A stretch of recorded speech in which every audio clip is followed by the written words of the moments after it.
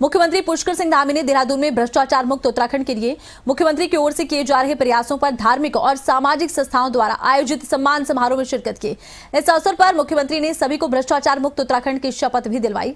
मुख्यमंत्री ने प्रदेश को भ्रष्टाचार से मुक्त करने की दिशा में उठाए गए कदमों के बारे में जानकारी दी और जनता के समर्थन को इस अभियान की सबसे बड़ी ताकत बताया। उन्होंने कहा, यह अभिनंदन समारोह केवल एक सम्मान नहीं है, बल्कि उत्तराखंड को भ्रष्टाचार मुक्त बनाने के सपने को साकार करने का उत्सव है।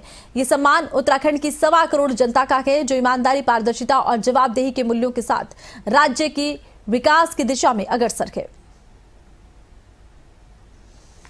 परीक्षाओं को फेस करते थे, परीक्षाओं में भाग लेते थे, योग्यता होने के बाद भी, प्रतिभा होने के बाद भी, तैयारी अच्छे होने के बाद भी उनका चयन नहीं होता था।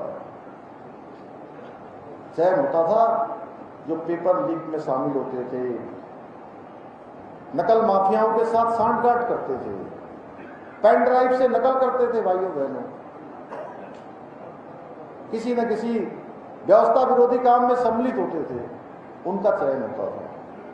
लेकिन हमने इस व्यवस्था को बदलने का काम किया संकल्प लेकर, और जब हम व्यवस्था बदलने लगे तो हमारे जो युवा थे, छात्र छात्राएं, उन सबको बरगलाने का काम भी हुआ, उनको सड़कों पर उतारने का काम भी हुआ, उनको व्यवस्था तोड़ने के लिए प्रेरित किया गया, उनको दिग्भ्रमित किया गया।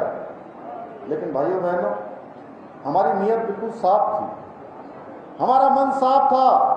ये संकल्प था कि हम आने वाली युवा पीढ़ी को हर प्रकार से न्याय देना चाहते हैं, उनको एक अच्छा पद देना चाहते हैं, एक रास्ता देना चाहते हैं। हमने उन नकल माफियाओं के खिलाफ कार्रवाई करी और 100 से अधिक नकल माफियाओं को जेल की सलाखों के पीछे भेजा।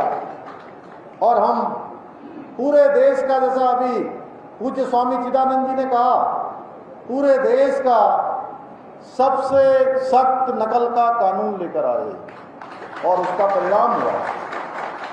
परिणाम हुआ कि पिछले 3.5 वर्षों में 24,000 नियुक्तियां अभी तक संपन्न हो चुकी हैं। 24,000, और किसी एक में भी नकल का मामला नहीं आया है।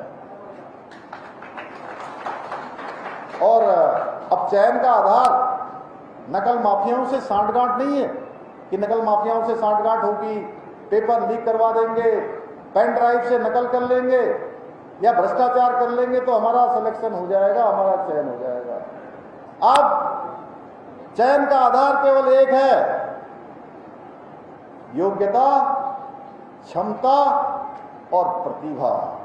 इसी का कारण है कि गरीब माता पिता के बेटे बेटियों का चयन हो रहा है, और एक साथ जिनका 6 सालों से 7 सालों से परीक्षाओं में भाग ले रहे थे। आपके आसपास भी बहुत लोग मिल जाएंगे, आप देखिएगा, जरूर आपके आसपास मिल जाएंगे जिनका एक परीक्षा में भी पिछले कई सालों में चयन नहीं हो रहा था।